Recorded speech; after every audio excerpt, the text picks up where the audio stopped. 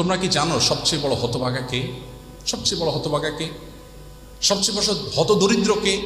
সাহাবীরা বলেছেন, ইয়া রাসূল, আল মুফলিসু ফিনা মাল্লা দিনার ওয়ালা দিরহাম। যার টাকা পয়সা নেই তাকে তো আমরা হতদরিদ্র মনে করি। নবী সাল্লাল্লাহু আলাইহি ওয়াসাল্লাম বলেছেন, না, টাকা পয়সা নেই তো আজকে নেই কালকে হবে, এটা তো চূড়ান্তভাবে একটা মানুষের হতদরিদ্র হওয়া মতো বিষয় নয়। নবী সাল্লাল্লাহু আলাইহি ওয়াসাল্লাম বলেছেন, তাহলে চূড়ান্ত হতদরিদ্র কে আসো তার সাথে পরিচয় হই।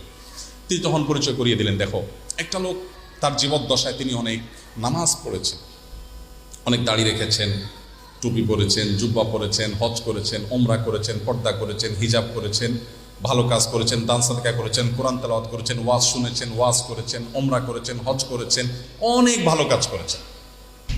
ভালো কাজ করে সওয়াবের পাহাড় নিয়ে কিয়ামতে হাজির হয়েছে, অনেকটা মুছে তেল দিতে দিতে যাওয়ার মতো করে আর কি, যে জান্নাত আর আমার ঠেকায় কি, এত আমল নিয়ে আসছি। যখন এসে